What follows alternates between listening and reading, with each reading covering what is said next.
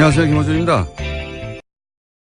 세월호 선체에서 미수습 유해를 발견하고도 닷새나 이를 은폐한 사건은 현장 책임자들의 자의적 판단 때문인 것으로 1차 조사되었습니다.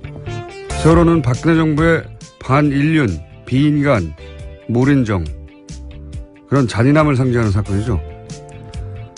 박근혜 정부 시절 헬스부 인사들이 초래한 사건이라고 변명해서는 안 되는 일입니다. 그런 일이 다시는 없도록 하겠다며 정권을 맡겨달라고 했던 거니까요. 이참에 헬스부 내 여전히 박근혜 정부 시절의 관성으로 세월호 문제를 상대하는 인사들이 있다면 행정적, 사법적 모든 책임을 물어 세월호 사건에 대한 의지를 확고하게 재천명해야 합니다. 그렇게 철저히 문책하고 사과할 일이죠. 그러나 세월호는 교통사고다. 천문학적 비용을 낭비한다.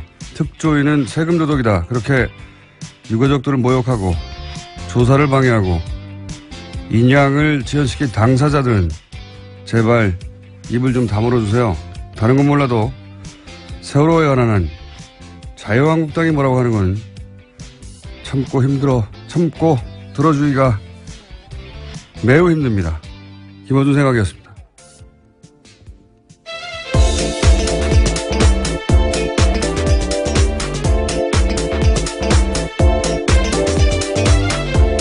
시사인의 김은지입니다. 네.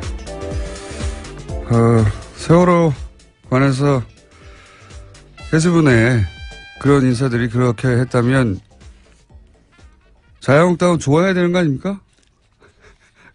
과거에 그렇게 지연시키고 막고 했던 양반들이니까. 예. 네, 그런데 어제 총 공격을 했는데요. 베트남에 있는 홍준표 대표 같은 경우에도 관련해서 유골 은폐 5일이면 얼마나 중체대한 범죄냐라는 글까지 남겼습니다.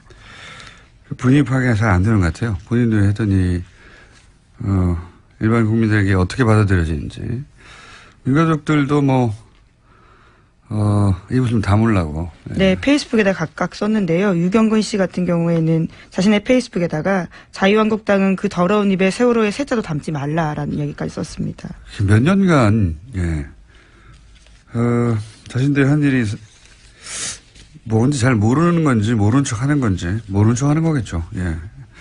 이건 공감대를 전혀 형성할 수 없는 발언이라, 말을 하면 할수록, 욕을 먹게 돼 있습니다. 자, 첫 번째 뉴스는요? 네, 어제 김관진 전 장관이 풀려났다라는 소식 전해드렸는데요. 이와 관련된 후폭풍이 큽니다. 이명박 전 대통령을 향해 가던 댓글 수사에도 차질이 불가피해졌다라는 전망이 나오고 있는데요. 한겨레신문에 따르면 검찰 조사 때 김관진 전 장관 같은 경우에는요. 이 사건이 제가 된다면 모두 자신의 책임이라고 이야기했다고 합니다. 그런데 구속 적부심 심사에서는 180도 달라진 태도를 보였다라고 하는데요. 김 전 장관은 사이버 심리전을 지시했을 뿐 정치관여 댓글 작성 등을 지시한 사실이 없다라고 발뺌했다고 합니다. 제가 왜 2주 전부터 조중동이 왜 김관진 참군인 기사 쓰냐고 내내 몇 번이나 하루 이틀도 아니고 똑같은 논리로 돌아가면서 매체가 계속 기사를 쓰고 있다고. 이거 어디서 그렇게 쓰라고 한 거 아니냐고 몇 번이나 얘기했지 않습니까? 네. 그런 이유가 있어요. 구속 적부심 청구를 했고, 그것도 굉장히 이례적인 일인데. 그런데 그 이후부터 계속 그런 기사를 쓰거든요. 그래서, 누군가, 근데 이상했던 건 그런 기사 쓴다고 석방되는 게 아니에요. 예. 석방되기 불가능하다. 법조인들도 다 그렇게 전망했고. 그런데 다만 누군가 김관진 석방을 엄청나게 원하는구나. 예. 그래서 조중동 어디 모여서 같이 의논하냐고 계속 제가 얘기를 한 건데, 저는 반성합니다. 왜 반성하냐면, 그래도 설마 구속 적부심을 통해 석방이 되겠는가. 예. 그래서 이거는 여론 작업을 통해서 김관진 석방되더라도 여론 저항감을 좀 줄이고 또 구속 적부심 인용 결정하는 판사 부담도 줄이고 그러려고 하는 거다. 이런 말은 제가 못했어요. 왜냐하면 설마 이렇게 해가지고 정말 석방하려는 정치 작업일까 여론 작업일까 역시 저쪽 분들을 상대할 때는 설마라고 생각하면 안 된다. 반성한다. 예, 어제 법원 판단 내용에 대해서 좀 나왔는데 한겨레 신문을 보면 법원에서는 증거인멸 조사를 앞두고 증거인멸 가능성에 대해서도 이렇게 이야기했는데요. 조사를 앞두고 다른 조사 대상자에게 연락해서 궁금한 사항을 물어보는 것은 본능의 영역이다라면서요. 김관진 전 장관 쪽에 손을 들어줬다라고 합니다. 예, 뉴스공장에도 나온 바가 있는 김기현 전 과장 같은 경우에 관련된 내용을 폭로하자 김관진 전 장관을 비롯한 당사자들의 통화가 아주 많았었는데 이에 대해서 이렇게 판단한 겁니다. 증거인멸도 다 본능의 영역이죠. 다 없애버리고 싶죠. 원래 도망가는 것도 본능의 영역이에요. 거짓말하는 것도 본능의 영역이고. 훌륭합니다. 예. 이 사안 관련해서는 저희가 굉장히 중요한 사건이라고 봐요. 예. MB의 반격. 예. 그런 맥락에서 저는 이해하고 그래서 저희 어제는 또 수능이어서 연결을 못했던 저희 전담 영장 해설판사 이정열 판사 연결을 하고요. 그리고 법리적 관점에서 한번 짚어보고 또 그리고 이걸 뭐랄까요 의혹의 관점에서 주진우 기자하고도 연결해 봅니다. 김관진 전 장관과 관련된 혐의들 한번 짚어보려고 합니다. 예. 그리고 앞으로 설마라는 생각하지 않고 예. 이런 생각이 들 때마다 계속 문제 제기만 했거든요, 제가. 이 사람들 이러는 거는 이상하지 않냐고. 근데 이 얘기를 했었어야 하는 건데, 구속 조품심으로 설마 석방시키려고 하는 겁니까? 이런 질문을 했었어야 되는 건데, 에이, 설마 그렇게까지 생각했던 제가 잘못했습니다. 네, 그래서 같은 혐의로 댓글부대 관련된 혐의로요. 지금 구속되어 있는 임관빈 전 국방부 정책실장 같은 경우에도 어제 구속적부심사 청구했다라고 합니다. 그래서 오늘 같은 형사합의 51부에서 심리를 열고 구속이 합당한지 판단해서 석방 여부를 결정한다고 합니다. 이 논리 제공도 지금 조중동에서 열심히 하고 있어요. 김관진 전 장관은 부하들 구속돼 있는데 어떻게 적부심 신청하냐고 막 거절했다고 개뻥을 치고 있어요. 네, 그런 보도들이 일부 나왔습니다. 네, 그렇게 뻥을 치고 겨우 설득했다는 취지 이야기인데요. 겨우 석방돼서 나가라 이걸 통해서 본인이 싫다고 그런 걸 겨우 설득했다는 겁니다. 부하들이 있는데 내가 어떻게 나가냐고. 그리고 또 곧이어서 이 부하가 이제 또 신청하는 거죠. 예. 아주 잘들 놀고 있어요. 제가 그 똑같은 주제로 대여섯 번을 계속 거론했던 이유가 이거였는데, 설마 이럴 줄은 몰랐습니다. 네, 또 이명박 전 대통령 쪽 입장도 나왔는데요. 채널A를 통해서 보면 사필 기정이란 반응이라는 건데요. 한 측근은 이렇게 말합니다. 예상한 대로 석방됐다면서 검찰이 정신을 차려야 한다라고 이야기했다고 합니다. 이게 MB 측에서 즉각 나온 반응이에요. 사필 기정. 누가 사필 기정이라는 건지. 이건 굉장히 중요한 사건이라고 봅니다. 저는. 이렇게도 빠져나갈 수가 있구나. 다시 구속영장 치기가 어렵거든요. 그 사안은 이정열 전 판사님 얘기하겠지만. 그럼 왜 김관진을 이렇게까지 석방시키려고 노력하는가, 조중동은. 사실은 기사 쓴다고 석방 안 돼요. 생각해 보십시오. 구속되기 전에 그런 기사가 쏟아졌으면 모르겠는데, 구속된 후에 쏟아졌거든요. 이거 기사 써가지고 석방 안 되는데 이 양반들 왜 참군임 찬군임 돌아가면서 기자들이 써고 있나 했더니, 석방시킬 수 있다고 생각했던 것 같아요. 자, 그 얘기 좀 더 하기로 하고요. 다음 뉴스는요? 네, 세월호에서 유해가 발견된 건 지난 17일 오전이었습니다. 세월호 미수습자 가족들이 18일 연결식을 시작해서요. 20일 날 오전 발인을 끝냈는데요. 하지만 김영춘 장관한테 유해 발견 사실은 20일에 보고됐다라고 합니다. 차관과 선체조사위 같은 경우에도 21일에 보고받았다라고 하는데요. 현장 수습본부 책임자가 왜 사흘 뒤에 장관에게 보고했고 지도감독기관인 선체조사위에 즉각 알리지 않았는지 의문이 남고 있습니다. 정한한 사정들은, 그 내부적으로 해결할 일이고, 저는 한편으로 잘 됐다 싶은 게, 그동안 인양 지연 혹은 조사방해, 말들은 많았죠. 유가족들도 저 사람이 그런 책임이 있다라고 지목하고 말들이 많았는데. 네, 아예 방해 세력 명단을 발표한 바가 있습니다. 네. 이 기회에 사실은, 이 부처가 수사기관은 아니거든요. 누군가 그런 말을 한다고 해서 그 자리에 있는 사람들을 다 인사조치하거나 보직해임하거나 어려워요. 잘 됐어요. 한편으로는 제가 보기엔. 이것은 정부 입장에서 사과하기도 하고 조처하기도 해야 하지만 그동안 인양지원이나 조사방해에 직간접 관여했다고 생각되는 책임 있는 인사들은 전원 조치해서 철저하게 이 기회에 다 정리하고 가야 한다.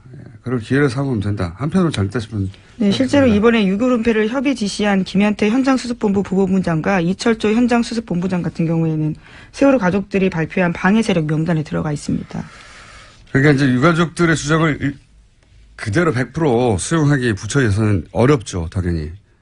어려운데 잘 됐다는 거죠. 그래서 한번 따져보고 철저하게 조사하고 행정적으로 사법적으로 다 처리해야 한다.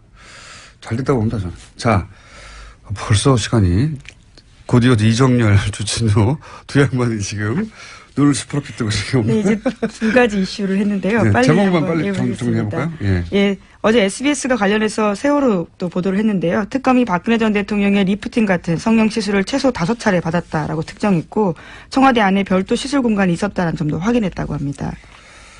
뭐 많이 했더라고요. SBS가 이거 제대로 잡아서 계속 하고 들어가고 있는데 뭐 성형시술도 5번, 뭐 리프팅도 5번, 주사 네, 필러 시술도, 리프팅 시술 다양한 5번. 시술이 나오고 있습니다. 이게 다 대부분 세월호 전후 직후부터 일어난 일들입니다. 엄청 수술도 많이 했네요. 정말. 하여튼 그렇게 검찰은 파악을 했다. 예, 한두 번 했다는 게 아닙니다. 많이 하셨다. 네, 그런 뉴스가 구체적으로 나오고 네, 있고요. 아예 전속 공간도 따로 청와대 관전에 있다라는 거고요. 네. 그 정도로 많이 했다라고 볼 수 있는 정황이 생긴 거죠. 그리고 김관진 전 장관 얘기하니까 또 그 나온 이야기가 이거 굉장히 주목할 뉴스입니다. 국군 장교 정신교육을 하는데 그 돈을 정경련에 줬다는 거죠. 예. 네, 그렇습니다. 2012년에는 1억 2천 정도, 2013년에는 1억 6천만 원 정도 들었고 비용의 80% 정도를 정경련이 부담했다고. 이거 굉장히 중요한 뉴스입니다. 생각해 보시면 군 교육을 하는데 왜 재벌들이 돈을 냅니까? 상상할 수 없는 일이에요. 액수의 문제가 아니라 뭐 합쳐서 한 3억 가까이 군이 교육을 하는데 재벌이 돈을 냈다는 겁니다. 이게 말이 됩니까? 심지어 이 교육에서는 굉장히 야당 이꼴 종북이라는 정신교육을 했다라고 하는 건데요. 그 참여했던 예비역 정훈장교 말에 따르면 당시에 왔던 국정원에 쏜 외부 강사들이 문재인 후보 당선되면 종북 세력이 국가를 전복할 거다라는 내용도 있고요. 거기에 재벌들이 돈을 대요. 예, 여기서 낙곰수는 나쁜 놈들이라는 교육도 했습니다. 예, 기존 가치의 질서를 붕괴시키고 있다라고 쓰여 있다고 합니다. 한겨레 신문이 보도했습니다. 네. 전 붕괴 세력이었고요. 여하간 내용을 떠나서 장교들을 교육하는데 그럴 필요성이 있다. 거기서 종북 교육을 했다 어쩌고 다 떠나서 필요성이 있다. 그럼 군에서 비용을 대야죠. 이거 왜 재벌이 되냐고요.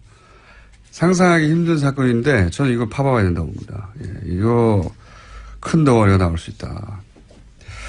자, 이제 시간이 다 됐고요. 정말 자국만 읊어주시면. 예, 오늘 아침 경향신문이 보도한 내용인데 한상률 전 국세청장이 김대중 전 대통령의 비자금도 캐려고 했다라고 합니다. 왜 안 그랬겠어요? 왜? 예. 그리고요. 네, 그리고 검찰이 경찰의 국정원 대선 댓글 은폐를 재수사하기 시작했습니다. 어제 관련해서 압수수색이 있었습니다. 이게 이제 김관진, 김용판 쌍둥이 사건이라고. 네, 원세훈 전 원장까지 해서요. 예. 네. 아니 이 두 김용판 전 청장과 지금 김관진 전 장관은 검찰 수사의 관점에서 쌍둥이 사건이에요. 왜 쌍둥이 사건인지는 주진우 기자하고 잠시 후에. 그게 왜 쌍둥이냐? 굉장히 재밌습니다. 쌍둥이 사건이고. 자, 또 있습니까? 네. 어제 국민의당 안철수 대표와 바른정당 유승민 대표가 한자리에 모여서 통합 논의에 시동을 걸었는데요. 국민의당이 자체 조사에서 두 정당이 통합하면 19%로 더불어민주당에 이어서 지지율 2위에 오른다 여론조사 결과 발표했습니다. 실제로 그럴 수도 있고, 자체 조사는 원하는 결과를 만들어서 발표할 때도 있긴 하죠. 근데 진짜 재밌는 건 이 조사에서 그렇다면 야권을 대표하는 인물은 누굽니까? 하고 물었더니 유승민 대표가 1위가 나왔고, 그 다음에 홍준표 대표고, 이 조사를 한 안철수 대표는 3위를 해야 되는 거. 재밌는 결과였습니다. 자, 오늘 여기까지 하고요. 뒤가 길어지기 때문에 인사 여기서 해야 되겠습니다. 예, 감사합니다. 시사인 김은지였습니다. 감사합니다. 네. 바로 이어가겠습니다. 김관진 전 장관 측의 청구로 이루어진 구속적부심 심사 인용됐죠. 예, 그래서 석방이 됐습니다. 어제 아침 연결을 못해서, 저희 메인 영장실질심사 전문 해설 이정재 재판사 연결해 보겠습니다. 안녕하십니까? 아니, 공장장님 그러지 마세요. 부담스러워요. 네. 어차피 뭐 한 번밖에 없기 때문에 메인이라고 해봐야. 예. 자, 일단 이 영장 판사도 해보신 분이고 판사 생활 부장판사 하셨던 분으로서 자, 이렇게 법원이 특별히 변화된 게 없는데 네. 예를 들어서 질병이 났다든가 아니면 뭐 합의를 했다든가 또는 뭐 네.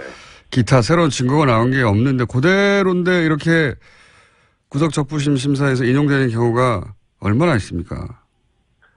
거의 없죠. 거의 없다고 봐도 무방할 정도로. 그러니까 네. 예전에는 좀 있긴 했어요. 이게 이제 그 사례가 법원 구조 문제인데 예전에는 그러니까 제가 영장 전담 판사를 할 때만 해도 이제 평판사들, 단독 판사들 그런 급에서 했었거든요. 예. 영장 전담을요. 그런데 이제 적부심은 합의부에서 해요. 그러니까 부장판사가 있는 거죠, 거기에. 네네.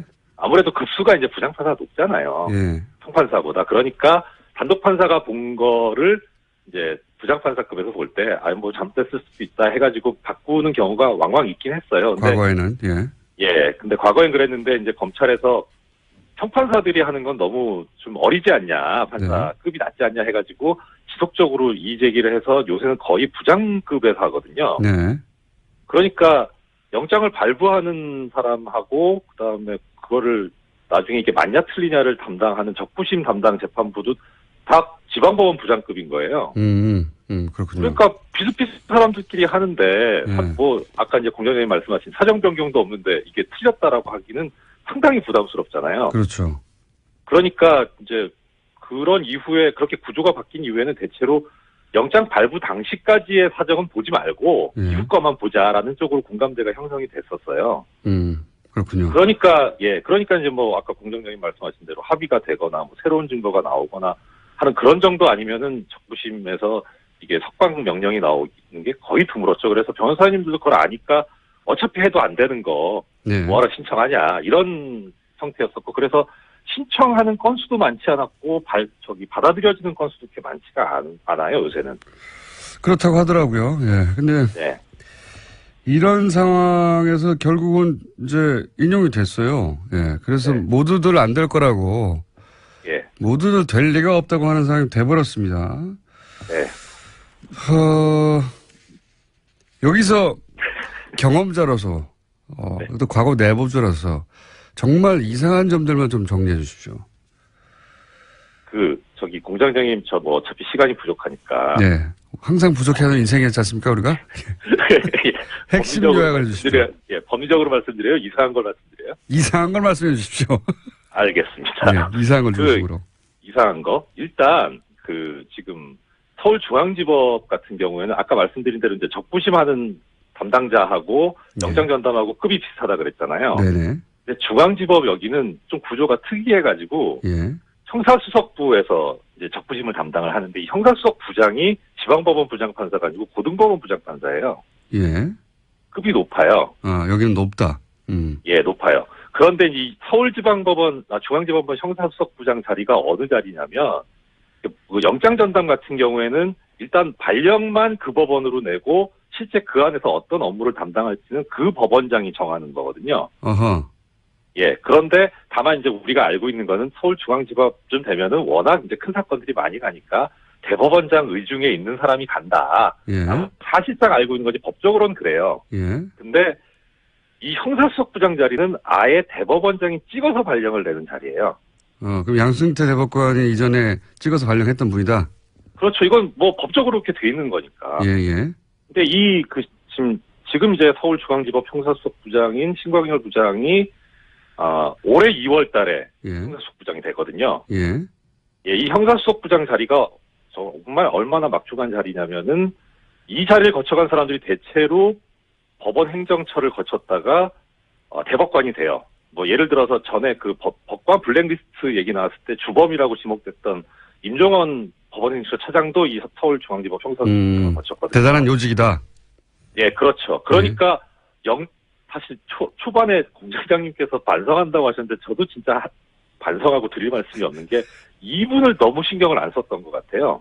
예, 그러니까 영장 전담이 지금 처음에는 좀 약간 이상한데 하다가 정말 이상하다까지 온 이런 지금 상황까지 됐는데 예. 그런데 하물며 영장 전담도 그런 수준인데 수석부장이면은 이건 이제 정말 뭐 말할 수가 없는 거죠. 그야말로. 그러니까 저희가 지속적으로 지난 몇 달 동안 다뤘던 영장 담당 판사들 이상한 판결을 한다. 이상하다. 양승태 전 대법관의 인사들이 그쪽 의중이 담긴 어떤 판결을 내리는 게 아니냐. 계속 이런 얘기를 해왔는데 이분은 더하다는 거죠? 그렇죠. 그래서 이게 그러니까 뭐 어떻게 뭐 법리적으로는 말씀을 드릴 수는 있는데 뭐 그건 얘기 안 하기로 했으니까. 그런데 그게 아무리 합리적으로 설명해도 이해가 안 가는 부분은 급이 달라서 그러면 사정 변경이 없어도 적부심 받아줬다라고 하면은 그러면 이게 이런 김관진 전 장관 같은 사건 말고 일반 사건도 그래야 될 거 아닙니까? 일반 사건도 안 그래요. 그냥 비슷비슷해요. 이 적부심에서 받아들여주는 석방해주는 비율이. 그러면은 이건 좀 급이 달라서의 문제는 아닌 것 같아요. 뭔가 다른 게 있는 것 같아요. 다른 게 있는 것 같다. 그러니까 아마 그 다른 점은 주진우 기자님께서 나중에 잘 설명을 해주시지 않을까 저는 그렇게 생각이 되고 그래서 사실 이 법리적으로 여러 가지 말씀을 드릴 수는 있지만 저는 의미가 없을 것 같아요. 그럼 법리의 문제가 아닌 것 같다. 그런 느낌이 상당히 많이 들어요. 그래서 일단 제일 관심이 가는 거는 이제 아까 김은지 기자님도 말씀해 주셨는데 그 김관진 전 장관의 하급자가 지금 자기도 적부심 신청했다는 거잖아요. 이게 관심이 가요. 이거 어떻게 할 건가. 이게 이제 그 다음 여론을 보고 결정할 수 있겠죠. 이거 어떻게 되어가나. 그다음 또 하나 관심 가는 게 전병헌 전 수석이에요. 그러니까요. 그러니까 이 김관진 논리대로 하면은 전병헌 뭐 이건 영장 당연히 기각돼야 되거든요.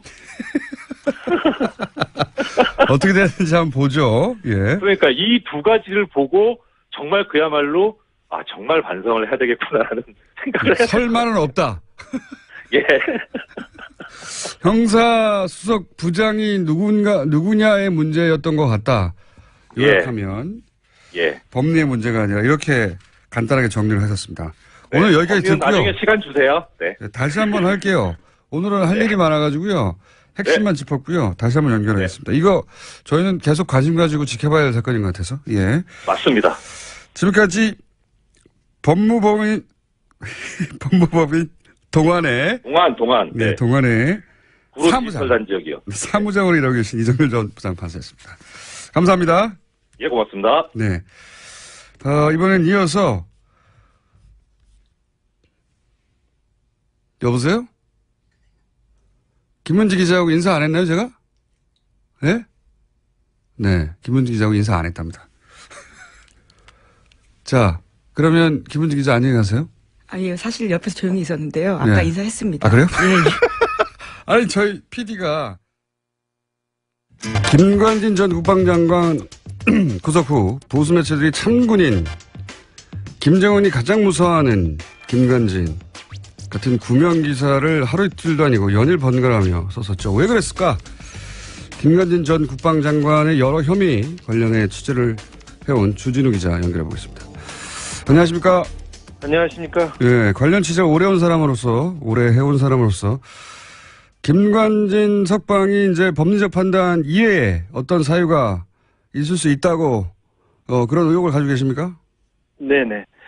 석방 이유가 댓글 관련 서류에 수백 차례 결재만 했을 뿐 지시가 없었다는 것인데 상명하복의 군 특성상 있을 수 없는 일이고요. 그건 뭐 상식적으로. 범죄 행위에 대한 결재는 확실한 이행 지시, 곧 명령을 의미합니다. 군에서는 특별히. 양승태 대법원장의 오른팔, 그러니까 신광열 형사수석부장판사가 직접, 이분 정말 막후 실력자입니다. 이분이 직접 커밍아웃을 해야 할 만큼 법원은 안팎에서 다급하고 긴박하게 움직였습니다. 안팎에서 다급하고 긴박했다는 건 어떤 사정입니까? 구체적으로? 김관진이 구속되자 보수 세력의 코어가 직접 움직였습니다. 특별히 이명박 전 대통령 진영에서 분주하게 움직였습니다. 저는 그 이유가 김관진이 8년 넘게 국방부 청와대에서 무기 거래를 진두지휘한 사실상의 정점이라는 데서 찾고 싶습니다. 로키드 마틴, 그리고 사드의 국내 반입, 그리고 무기 거래에 그 숨은 계좌 이 부분에 가장 중요한 사람이 김관진이었습니다. 그런 의혹을 가지고 계시다. 네. 그럼 주진우 기자가 그런 의혹을 가지고 오랫동안 취재해 온 것은 제가 알고 있는데 검찰도 혹시 김관진 전 국방장관에게 그런 무기 사업과 연루된 혐의를 두고 있었나요? 예. 이번 구속영장은 이번에 구속된 이유는 사이버 사령부에서 댓글 공작의 주범이라는 판단 때문이었습니다. 네, 그렇죠. 근데 그 이외에도 청와대에서 세월호 일지를 조작한 혐의가 드러났었고요. 그리고 결국 검찰이 승부를 보려고 했던 것은 이명박 박근혜 정부의 무기 관련 아하. 거래 내용이었습니다. 이 부분에 대해서도 상당한 혐의를 두고 있었습니다. 김관진 장관이 무기 사업과 관련해서 입을 열 경우 보수, 그러니까 대한민국 보수의 뿌리가 통째로 뽑힐 거라는 위기감이 있었던 것으로 저는 파악하고 있습니다. 그리고 여기서 핵심은 구속영장은 사이버 사령부 댓글 공작으로 청구된 것이긴 하나 검찰에서는 무기 사업과 관련해서 또 혐의를 두고 있었다. 그렇습니다. 이게 이제 검찰 쪽에 그런 판단이 있었다고 하는데 미국 쪽에도 이런 취재를 주진우 기자가 오랫동안 해왔지 않습니까? 미국 쪽에서도 네. 혹시 들은 이야기는 없습니까? 그렇습니다. 제가 이 혐의 때문에 지난달 미국 워싱턴에 방문했었는데요. 미국 그 정부 관계자들도 이 부분에 대해서 조금 깊이 보고 있습니다. 김관진 청와대 전 안보실장이 이명박 박근혜 탄핵 이후에 지난 1월과 3월에 미국에 급히 방문했었어요. 네. 그때 사드 배치를 당겨달라 이런 얘기가 있었지만 뒤에서는 여러 다른 방산 업체와 관련된 작업에 있었던 것으로 미국 정부 관계자들도 증언하고 있습니다.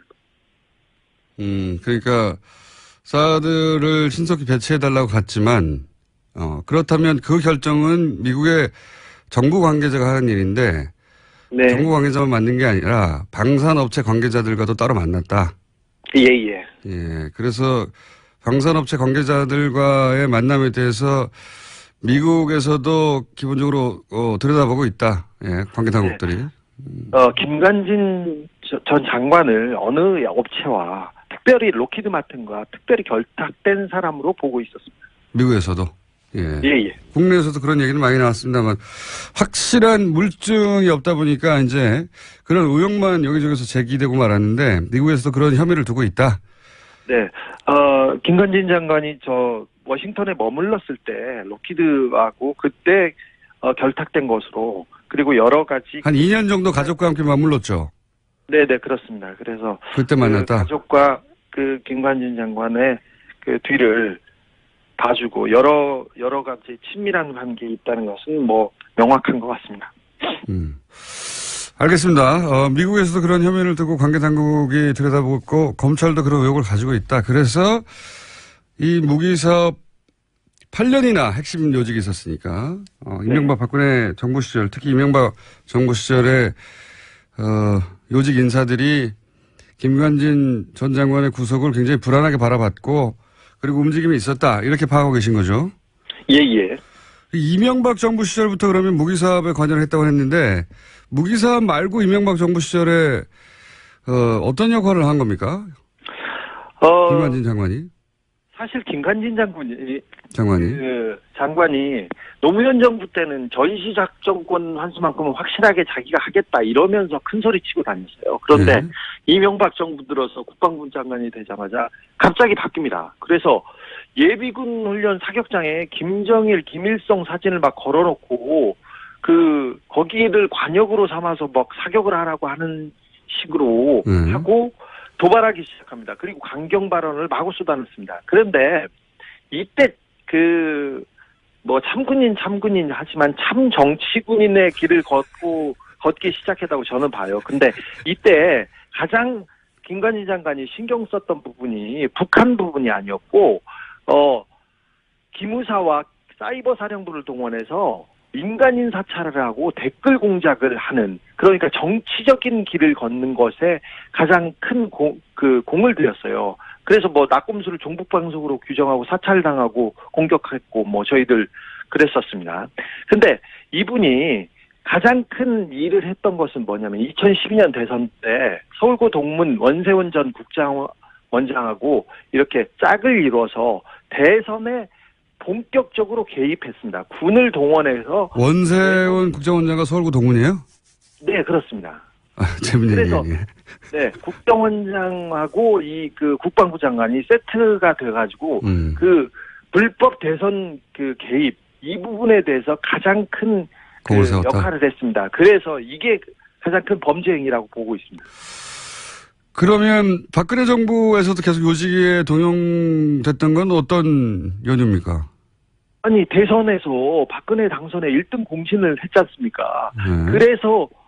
그래서 그 일단 기본적으로 점수를 땄겠죠. 군인을 동원해서 직접 대선 개입에 나섰습니까? 그런데 사실 이 부분은 진짜 메가더가 오더라도 대선 개입을 했다면 구속되는 게 맞습니다. 그런데 당연하죠. 이 부분은 이명박 정부 당시에 그 김관진 장관은 그 김용판 전 서울청장과 더불어서 박근혜 문고리 4인방 그러니까 지금 그 문제가 구속된 전원과 그리고 이춘상 씨하고 직접 소통한 거의 그 몇 안 되는 인물이었어요. 아, 그래요? 김관진 장관은 정윤회를 형님으로 모시는 유일한 사람이라고 정윤회가 형님으로 모시는 유일한 사람이라고 정유라가 증언하기로 했었죠. 그러니까 정유라 씨의 증언에 따르면 정윤회 씨가 형님으로 모시는 분이 김관진 전 장관이고 그렇다는 얘기는 사실은 문고리 그때 당시에는 4인방이죠. 이춘상 씨 보좌관. 네, 그렇습니다. 돌아가시기 전이니까 문고리 4인방과 직접 소통했던 사람이다. 네. 직접 소통한 몇 안 되는 사람입니다.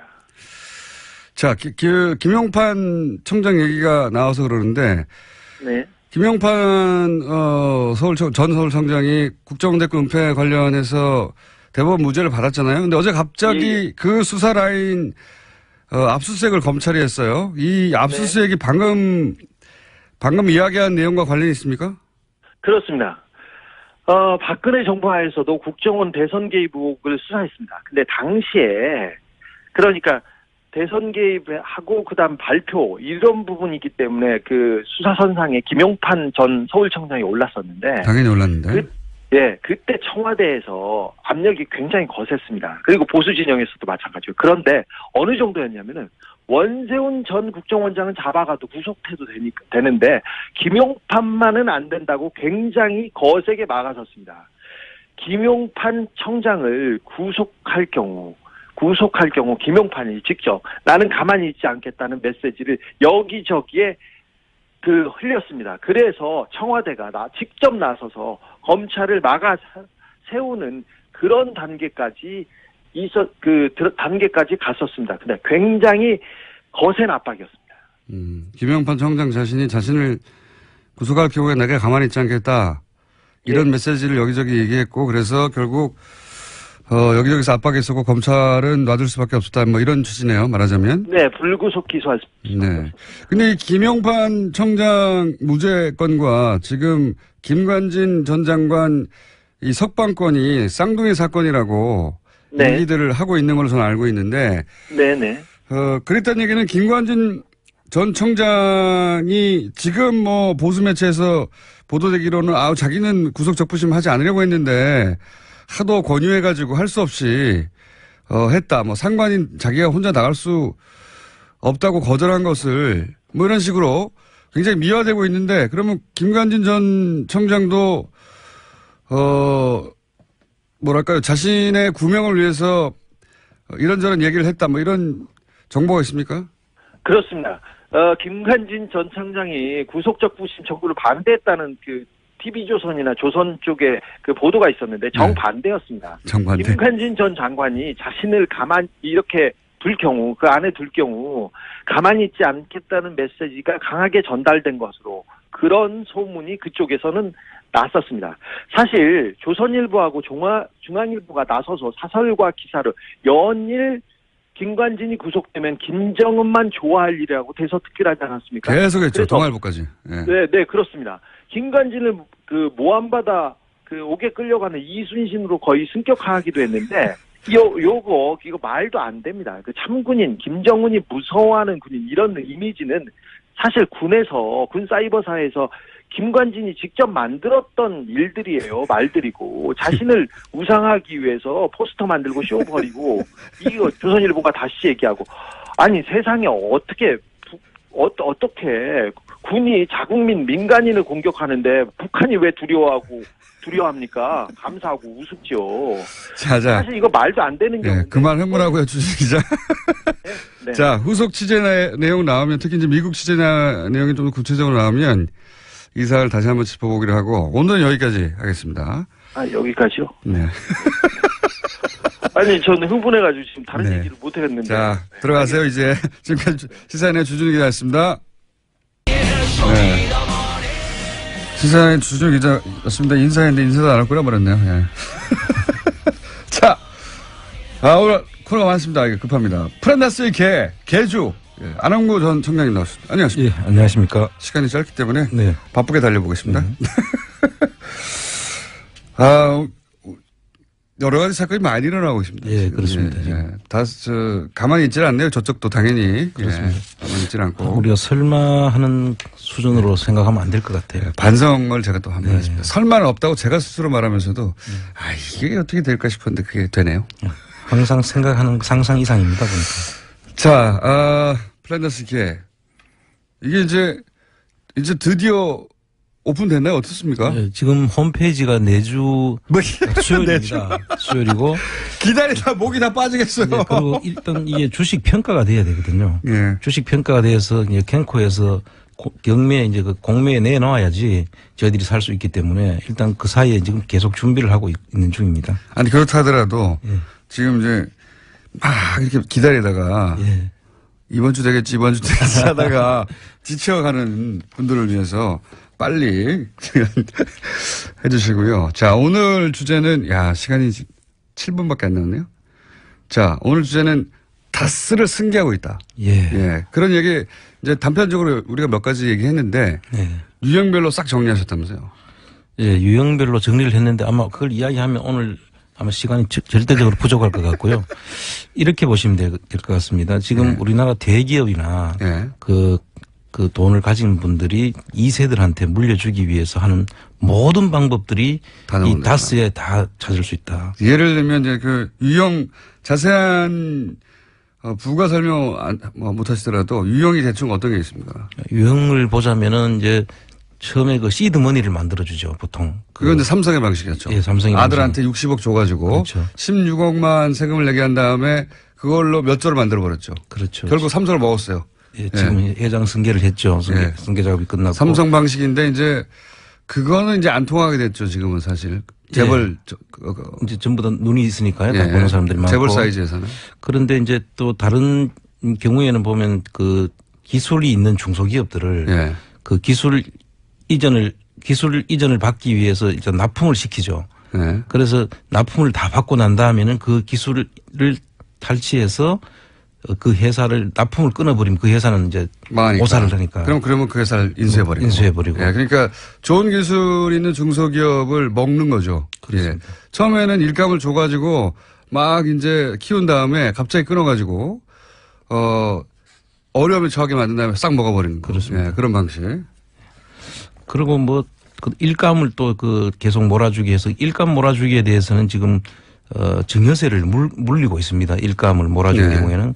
그래서 그 일감을 몰아주는데 이 회사의 경우에는 좀 다스 경우에는 비상장 회사다 보니까 감시가 안 되고 있지 않습니까? 재벌은 뭐 20%인가 30% 이상 물가를 몰아주면 세금을 매기잖아요. 그렇습니다. 근데 이건 눈에 안 보이는 곳이었기 때문에 열심히 몰아주고 있었다 이거죠. 몰아주고 있고. 그러니까 앞에 유형 그러니까 뺏는 것도 하고 있었죠. 그렇습니다. 몇 번 저희가 알려드렸었는데. 근데 그 작은 그 회사를 만들어 가지고 실질적인 그 다스의 계열사들을 같이 붙이는 작업. 그러니까 위장 계열사들을 합병을 하는 거죠. 또 하나의 방식은 위장 계열사 합병. 그 전번에 그 다원이라는 것은 100만 원에 이제 인수를 하는. 600억짜리 매출을 일으키던 회사였는데 인수를 100만 원에 했죠. 그렇습니다. 같은 편이거나 아니면 일부러 어렵게 만들어서 뺏었거나. 둘 중에 하나. 그렇습니다. 하여튼 그런 일이 또 일어나고 있고. 그 대기업이 하던 일 방식인데 이제 대기업이 오랜 세월 개발해온 노하우들 법을 피하기 위해서 완전히 한목에 습득을 해가지고 그거를 적용하고 다 있습니다. 적용을 해가지고 그러니까 다스가 워낙 주목을 많이 받고 예. 이명박 전 대통령의 주식은 하나도 없고 그런데 회사는 물려줘야 되겠고 이런 고충이 있다고 상정을 해보면 예. 방법이 뭐가 있겠냐. 그렇습니다. 방법은 기존의 재벌들이 수십 년간 개발해온 노하우들을 총동원해가지고 승계하는 작업을 실제로 우리가 모르는 사이에 하고 있었는데 예. 그게 2014년도부터 시작이 되는 것 같고요. 2015년도에는 SM이라는 회사를 이시영 씨 그 등기회사 유일한 그 등기회사. SM이라는 회사를 하나 세우면서 이 작업을 시작하는 거죠. 그래서 예. 본격적으로. 하고 해외에는 지금 법정 대표를 다 바꾸고 있었지 않습니까? 네. 그 법정 대표를 바꿔가지고 중국에 있는 4개 회사, 알짜배기 4개 회사는 전부 다 이시영 씨 100% 다스에서 출자한 회사고 나머지는 합작 회사들은 중국인이 이름으로 지금 돼 있거든요. 네. 그러니까 알짜 회사들은 다 이제 대표로 되어가고 있고. 그리고 인사를 다 하고 안에서는 또 CFO로서 자금을 전부 다 관리하는 쪽으로 예. 실질적인 장악을 다 이미 하고 있는 중입니다. 그러니까 이제 그림은 아마 그랬던 것 같아요. 이제 근데 저희가 이제 석 달 전부터 140억 떠들기 시작하면서 이것들이 밝혀지고 있는 건데요. 승계도 하고 있었구나 이렇게 밝혀지고 있는 건데 140을 포기했으면 된다니까요. 계속 그렇죠. 얘기했지만. 그랬으면 저희들의 주목을 안 받게 된 거죠. 그 140억 받았다고 할 때부터 이 140억이 결국은 발목을 잡을 것이라. 그렇습니다. 예언을 여러 차례 한 바 있습니다. 발목을 잡기 시작했는데 요는 이겁니다. 이세영 씨한테 회사를 하나 만들어주고 예. 그 회사에다가 일감도 몰아주고 시드마니도 애초에 줬겠죠. 예. 시드마니도 들어가고 그다음에 이거 탈취한 거 아닌가 싶은 형태의 그런 회사 인수도 있고 그리고 이거 위장 계열사였나 싶은 회사도 있고 그리고 또 그렇게 일감을 몰아주기도 계속하고 있었고 예. 그렇게 막 등치를 키우는 거죠. 예, 등치를 키운 다음에 이게 이 회사가 결국 모 회사를 먹어버리거나. 그죠? 예, 그렇죠. 그 SM이라는 회사를 키워서 결과적으로는 모 회사를 집어먹는 그러면서 그 모 회사를 집어먹기 쉽게 하기 위해서는 해외로 또 자금이 나가야 되거든요. 네. 해외 투자를 하는데 해외 투자했는 데를 보니까 대부분 다 결손이에요. 그러니까 그건 또 이제 대기업이 잘 쓰는 방법 중 하나가 해외 투자하는 척 했다가 일부러 망하게 한 다음에 예.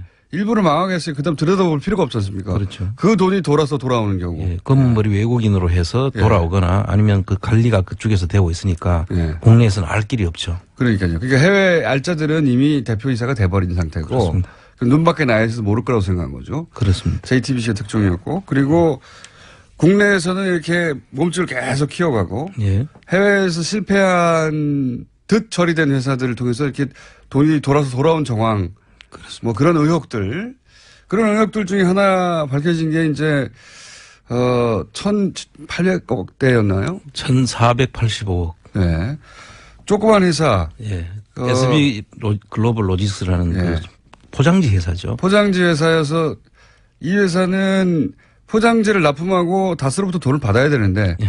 거꾸로. 뜬금없이 1,400억, 1,500억대를 다스에 입금합니다. 그렇습니다. 그런데 이 돈은 미국 엘리바마에서 뭐 생긴 클레임 때문에 들어온 돈이다. 그렇게 뭐 이렇게 해명을 하죠. 그렇게 거기서부터 돈이 흘러서 다시 다 써들어간 거 아닌가. 말이 안 되는 해명이죠. 네, 뭐 이런 식으로 보통 요 건건이 다 하나하나가 다 사건입니다. 그렇습니다. 하나하나 사건인데 이게 종합적으로 풀 패키지로 이루어지고 있었다. 자, 이게 다겠냐? 그렇습니다. 앞으로도 계속 나올 것 같은데요. 예. 지금 나오는 대로 저희들이 다 소개를 해드리고 왜 이렇게 했느냐 그러면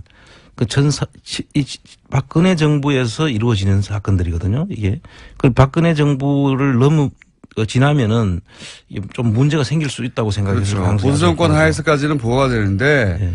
혹여라도 정권이 바뀌면 이거 안 되겠다 싶어서 작업을 2년 전부터 한 것 같아요. 이명박근혜라는 그 표현이 딱 맞는 것 같아요. 지금 예. 보면. 자, 그렇게 승계가 마구 되고 있는 와중에 떡 걸린 거죠. 예. 딱 걸려서 저희가 계속 들여다볼 예정이고 플랜다스 얘기는 그럼 다음 주에 드디어 나옵니까? 예, 플랜다스 계를 통해서 완전히 이제 저희들이 그렇게 못하도록. 알겠습니다. 안항구 청장님이었습니다. 감사합니다. 예, 감사합니다. 3부에서 뵙겠습니다.